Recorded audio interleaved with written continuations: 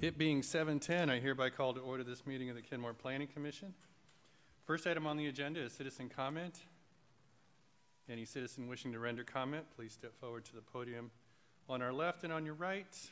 There being no one in the council chambers to render comment, there being one person in the council chambers who does not appear interested in rendering comment, we've satisfied this element of the agenda. The next item on the agenda is approval of the November 20, 2018 Planning Commission meeting minutes. Do I hear a motion to approve? I'll make a motion to approve the minutes. Thank you. Do I hear a second? Second. Okay. Any discussion? Yes, Commissioner Olson. One question at the end of the minutes. We talked about the issue of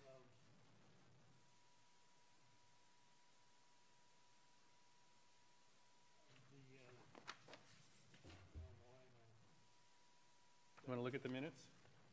We've got a copy here. yeah.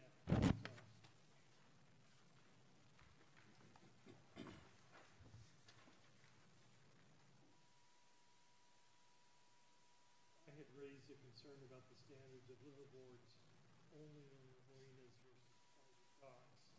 In the next sentence, the Planning Commission would like staff to look at other city tolerances for liveaboards outside of marinas.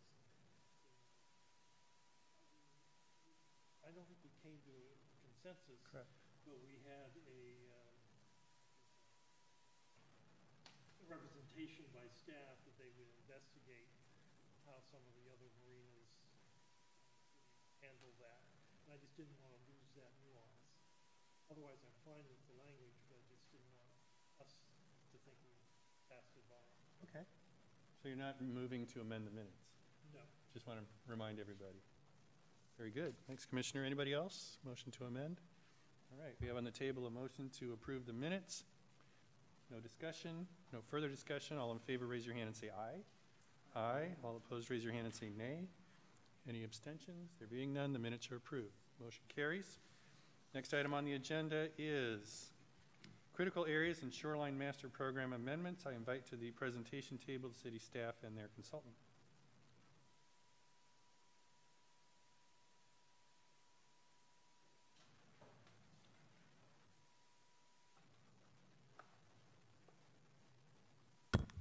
Good evening. Happy holidays. I hope you found your little treats. So the agenda for tonight is to continue discussion on the Critical Areas and Shoreline Master Program amendments. And we're focused on two items. The first is the third and actually last set of shoreline regulations. And then we had a memo or an attachment that dealt with follow-up information, including answers to some of your questions and some revised recommendations based on things we heard from staff, from you, from others, ecology, from our Muckleshoot tribe representative, etc. So this is really this last set of shoreline regulations is the final set of regulations. So you will have looked at all of the critical areas and all the shoreline regulations by the time we end this meeting. And next time we will be bringing back other answers to questions and follow-up information. So if you'd like, I'll go ahead and do as we've done in the past, which is to just give a little brief summary of the shoreline regulations. Those are in attachment 1. And then after you have questions and have addressed issues with that, I would turn my attention to attachment 3. That's okay. Fire away. All right. So this set of shoreline regulations does several things, but I wanted to call out 5 things in particular. First of all, it establishes shoreline buffers. In the past, we've only had those buffers for Lake Washington, and for the Sammamish River and Swamp Creek, we really fell back on the critical area regulations to look at buffers. But this time, we're suggesting that buffers be applied from the river and from Swamp Creek, as well as Lake Washington. So that's one thing. Another thing is that we are offering an incentive to restore the vegetative buffer along the shorelines. And this is something that we did in the residential areas with the last go-round. You have a standard 15-foot building setback from the edge of a buffer. That's standard throughout the code for other critical areas as well. And in the residential areas last time, that building setback could be reduced to 5 feet if you either maintain vegetation in the buffer or you enhance the buffer, something like that. And we thought that it was appropriate to extend that opportunity to every type of shoreline designation. So in all designations now, you can reduce that building setback by 10 feet if you restore the vegetative buffer. The third thing I wanted to mention is that for water-oriented public parks and outdoor recreation facilities, rather than apply a buffer at all, we've said that you go through a series of steps and craft your buffers based on impacts. So that's very different. There's not a specific buffer requirement for those uses. And then we've added a new section. This is one I wanted to call out just because it's fairly long. It comes straight from state law, but it's activities that are exempt from any kind of a review. So again, that's adopted from state law. It's not something that we created. And then lastly, we added in some specific requirements that are related to appeals and when appeal periods start. Again, that's state law, but we thought it would be useful for permit applicants to have that information in our code. So those were the highlights from staff's perspective, and you may have questions, concerns about the amendments. Any comments on staff's proposals? Yes, Vice Chair. You mentioned the shoreline buffers, Lori. I was just wondering how you came up with the numbers, and I don't know how much detail we want to get into, especially since it's you say it's at least partially new. So can maybe just go over a little bit about the, how you arrived at those and. Sure. So one of your attachments is, I don't know if it's numbered, but it's 2. It's number this, 2. attachment 2, and so 11 by 17. And what we did was look at all of the shoreline residential zoned areas, or shoreline residential designated areas on the Sammamish River, and then looked for sort of gross patterns of where are the homes currently, and the parcel depths, and a variety of other existing condition characteristics to see if we could kind of do some natural grouping of different areas and then subdivide the buffers accordingly based on those existing conditions. I think our original proposal way back when had a single number for Sammamish River, and it was at ecology, and I think somebody else from our focus group directions like, you should split that up a little bit more. So we took a closer look at it and divided it into basically 4 kind of unique areas on the Sammamish River, and then I just did a bunch of Google Earth measurements looking at lot depth and, again, where the homes are to develop these sort of group categories with, in one area, 150-foot buffer, and then another area had a 100-foot buffer, and then the much more dense residential areas at the east end of the river, their lot depths and their homes are much closer to the water, so we came up with kind of a 2-part approach where it was either the lesser of 50 feet or 30% of the average lot depth. So recognizing that where you have much shallower lot depths than you do on the western part of the river, you're a lot more constrained, and 100 or 150 wouldn't be possible and isn't what's there now. So that was kind of trying to balance the existing condition, reduce the number of variances that might have otherwise occurred if people are proposing new homes or redevelopments, and also minimize the amount of non-conforming structures that our buffer strategy would generate. The original SMP that you're working under now, as Lori mentioned, it sort of punts what the buffer should be to the critical areas regs.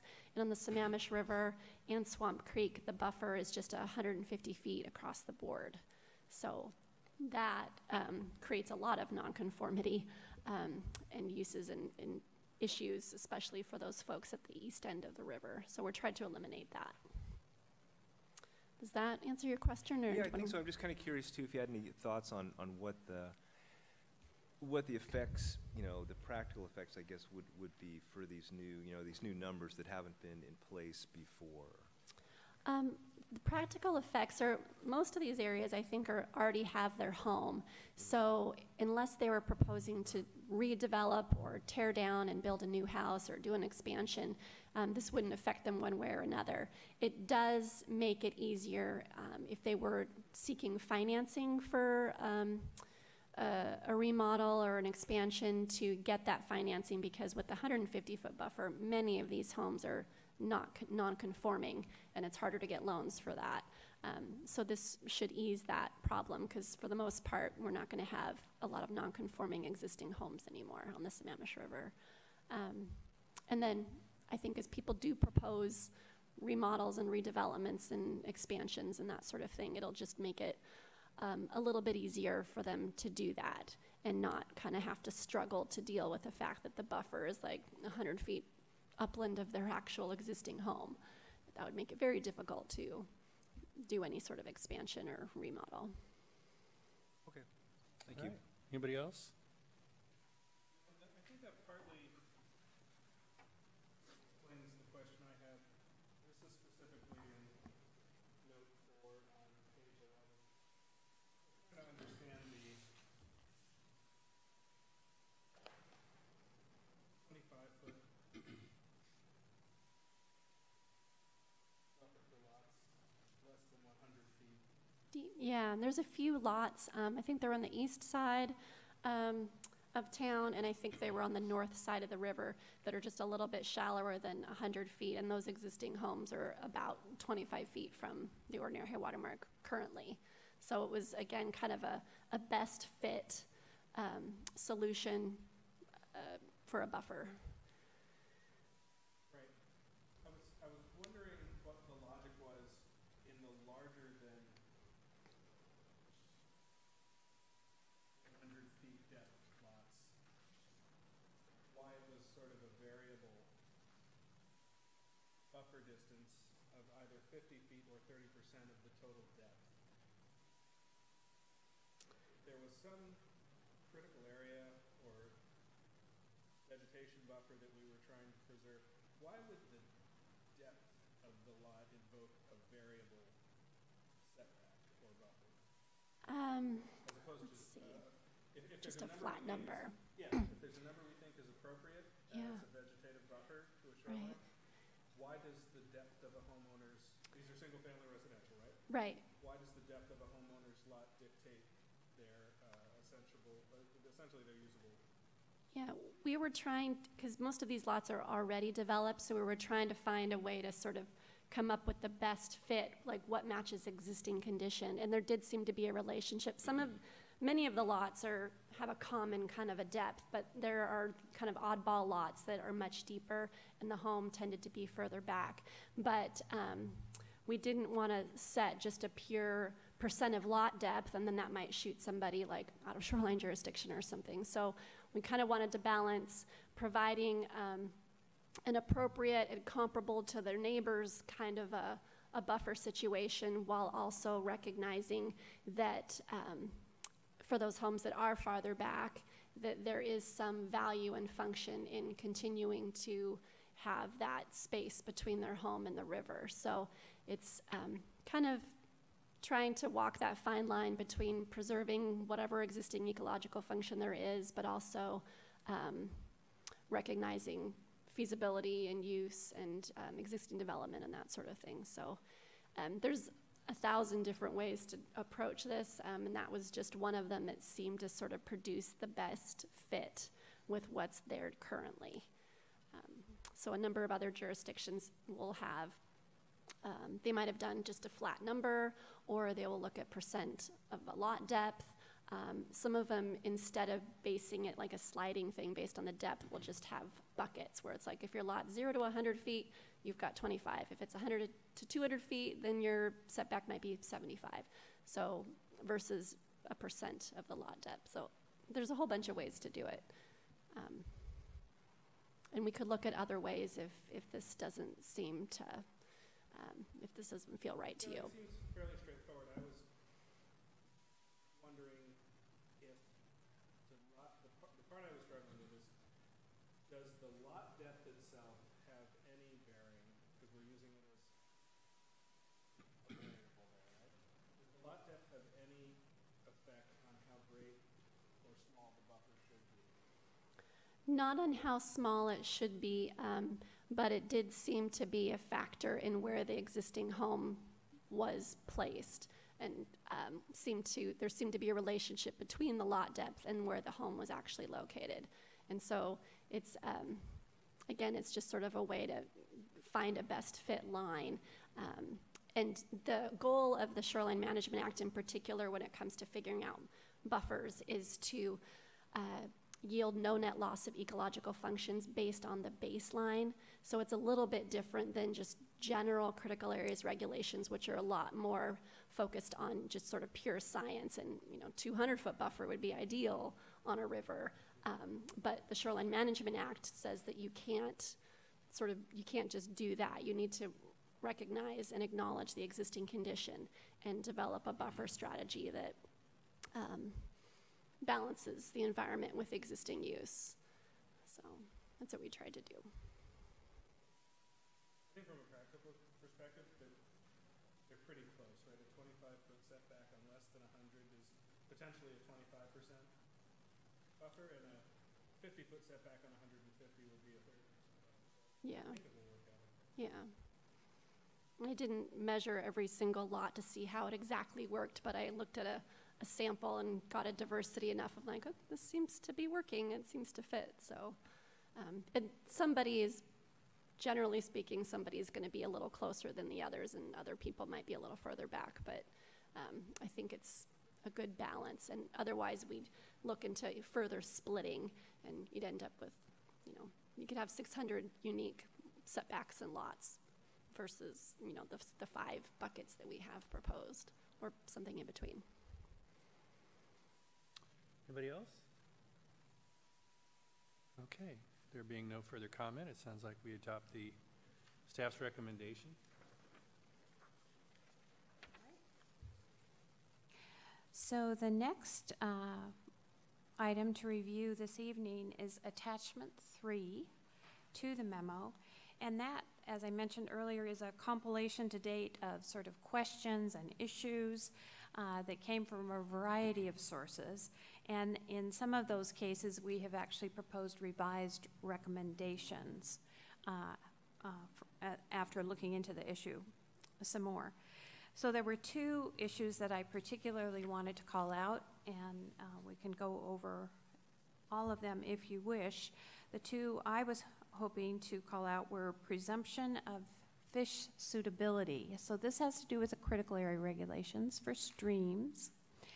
And the way the state guidance reads is that you no longer look just to the issue of whether fish are present in the stream.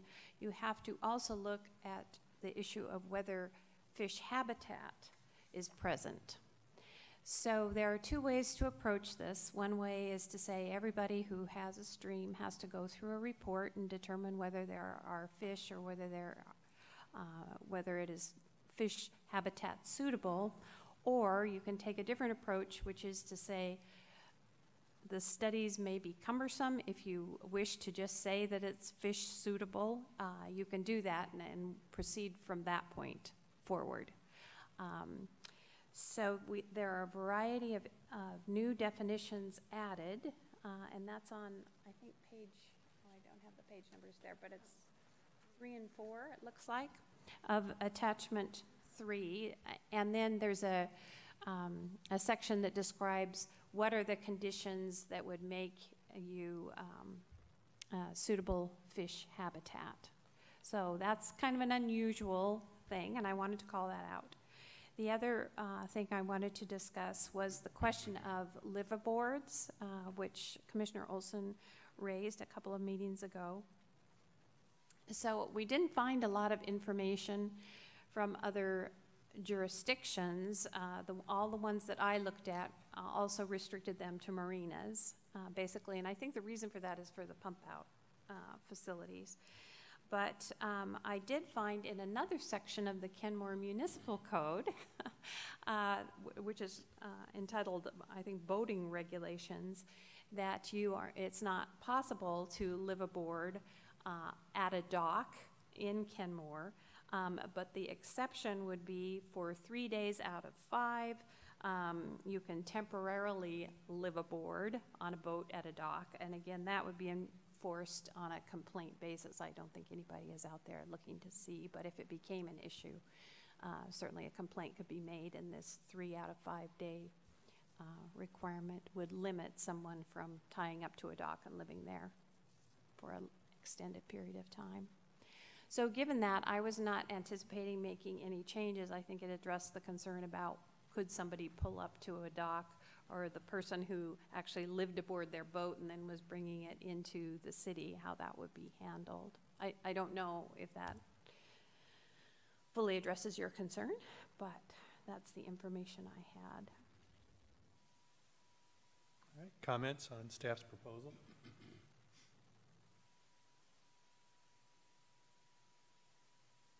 Commissioner Mulcair? 3 out of 5 days rule, there was also some language.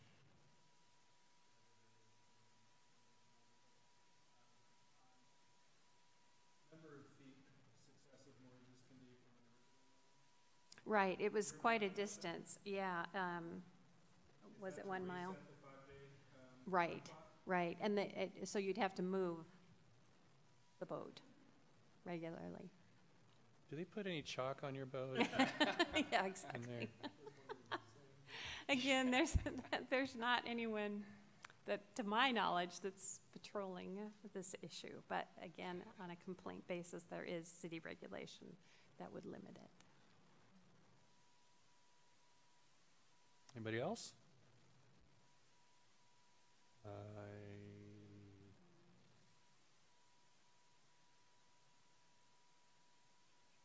Vice Chair? No? Okay, sounds like we are willing to accept the staff's proposal. Okay, so were there any other questions or concerns about any of the other information or the suggested recommendations in attachment 3? Or do you want to go through those in more detail? Or any of them individually that you might have questions about? Vice Chair? Well, I just want to say, you had a question number 12. I'd asked about that last meeting, and it's a really good explanation of the effects, if any, on of an expansion of 522. So Right, and that actually was very helpful because I went to the engineer who's working on the next phases of 522, and so we did, as you can see here, tweak at least one of those code sections to better address that. Okay, anybody else? Going once, twice. Looks like we adopt Wow, staff's recommendations. okay. All right. Well, just 1 second here.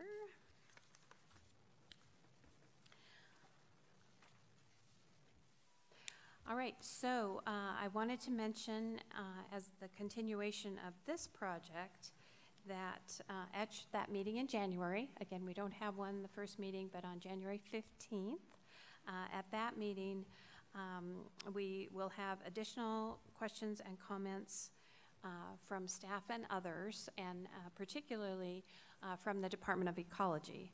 We're meeting with our shoreline representative early in January, and she is submitting comments on all of the work done to date. And so we hope to come back with any concerns that she has at that meeting. I have heard from FEMA that they were reviewing the flood hazard and frequently flooded hazard area maps, and they were hoping to get that done. I sent a follow-up email and said, oh, please, can you have it in time for us to review that on the 15th? And then we'll also have some recommended amendments to the shoreline designations map, some environment designations that we think are not quite right, and so we would want you to look at that. The public agency and utility exceptions section, if we can get review comments from the agencies in time, we would bring that on the 15th. If not, that would come to your last meeting. I think that is scheduled for January 29th, your January 29th meeting. So that was all I right. had on this So that topic. satisfies item 4A of the agenda, right? Meaning that we move on to item 4B, new planning commissioners. Right. So the city council interviewed 8 candidates on the 10th, December 10th, and selected those candidates. And one planning commissioner is serving a 3-year term. That's Chair Nugent's term, and that is Suzanne Greathouse, who you may or may not know. But anyway, she will be filling that position. And then the remainder of Commissioner McDonald's term, that's a 2-year remainder, will be filled by Nathan Lutzis. Nathan is a junior at Inglemoor High School. So going to bring a really different perspective potentially to the Planning Commission. So they will be we'll be meeting with them to orient them to where we are with this project and the Planning Commission in general in January, and then the January 15th meeting will be their first meeting with the commission. And then the City Council also created a ranked pool of commissioners in case we have other unexpected vacancies. So that's great. We'll look forward to welcoming our 2 new commissioners. All right. Comment? Does Nathan have a curfew? I don't know. You'll have to ask him. No, that's a really exciting opportunity to work with a young person like that. So Right. cool. Right. He is apparently very dynamic and really impressed the council. Great. I heard from a number of folks that he did a really impressive job in his interview. Great. So, I think he'll have a special interest in traffic safety. really? Why do you? He was struck by a car walking to Inglemoor High School this year. Oh, my gosh. His foot was broken and he missed some school. Mm-hmm. And as I listened to the council meeting recording the other night, I thought, I think he wants to fix our dangerous school crossings from the high school. And getting on the planning commission is a great way to do it. Yeah. Any other comment on that? No? All right, that means we go to item 4C, planning short course. Right. So I actually am going to turn this over to Bridget, who has worked hard to organize a planning short course in Kenmore for existing and new commissioners. And actually, it'll be open to anybody sort of in this whole area who might be interested in attending. So do you want to talk about when? The City of Kenmore will be hosting the local planning short course, and that will be on Tuesday, March 19th, starting at 6:15 and ending at around 9:15. So if you could mark your calendars for that, that'd be great. And we did arrange that for a standard planning commission meeting time so that you would be expecting that. So Thank you, Bridget. Yeah, I will. All right, no questions? Yes, please. Short course doesn't affect the obligation to take is that online in public? No, that it's different. Yeah, you'll still need to do that one in January.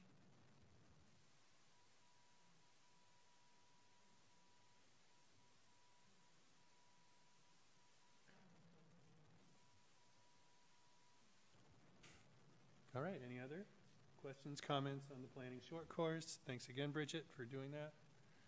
And that then concludes tonight's agenda. Any announcements? Any new business? I think staff would like to recognize Doug for all the hard work that he has done. We gave you a little memento last you. time, but Thank you. anyway, thank you so much. You're welcome. It's been very much appreciated. Lori, I'm sorry. I just actually read this. It does actually meet the Open Public Records Act. So yeah, if The training meets the requirements, requiring every member of governing body to take the OPMA training within 90 days. So I apologize. All And right. thank you for your service. Thank you for your service. Thank you for your service. All right, anything else? Does anybody else want to share anything about Doug?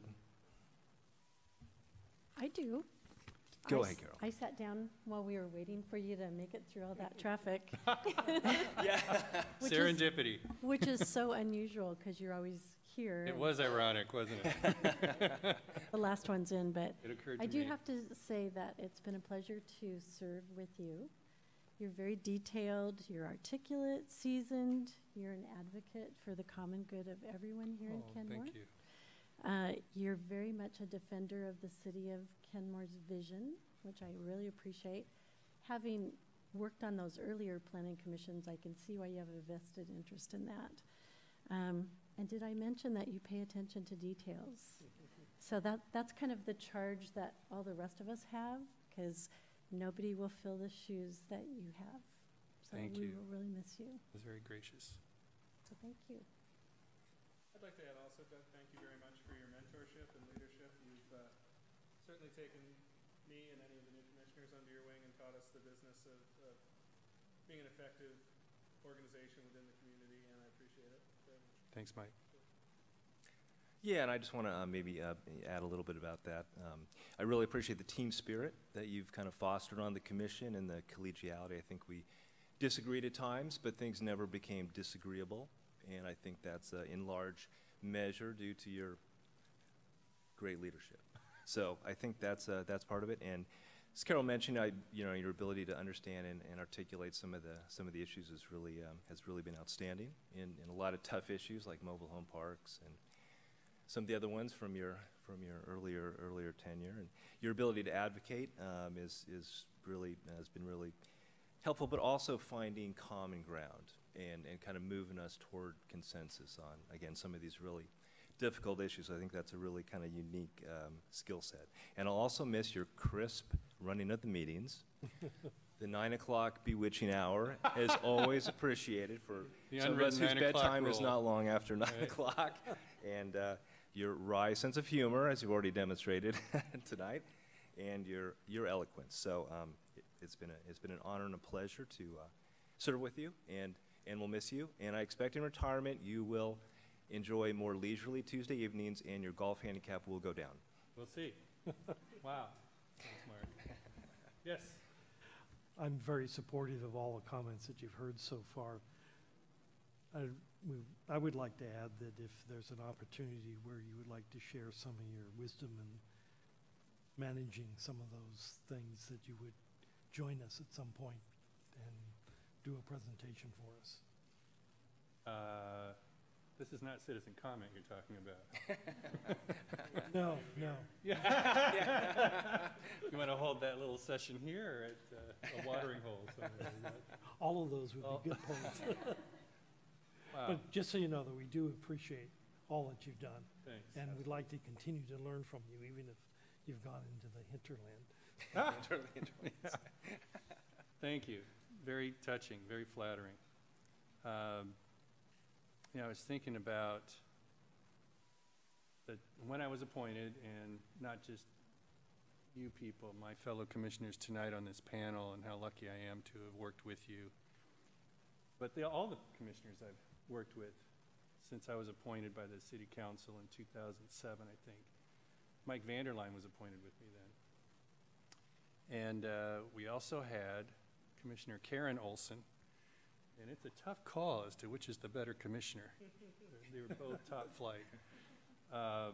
Karen Olson, Stan Eisenhath, Steve Colwell, Jim Howard.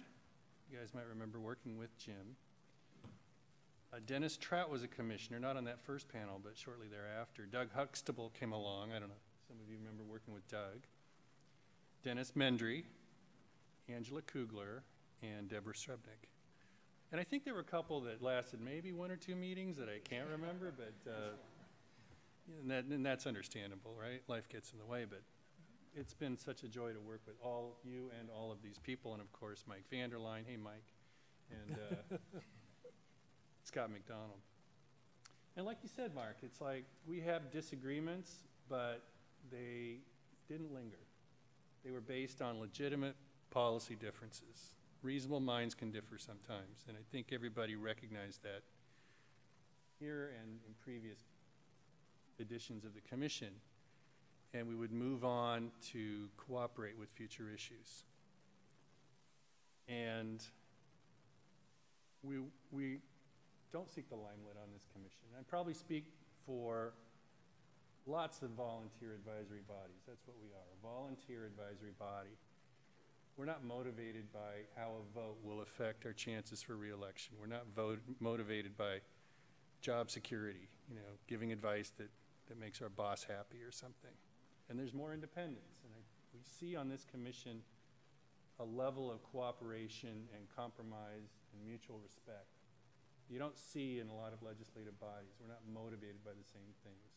We're taking our valuable free time just to try and make this city a better place. There's not an ulterior motive, and it shows. So thank you for your cooperation, your mutual respect, and your objective policy analysis. It makes the city a better place to live. All right, and with that, I adjourn tonight's meeting.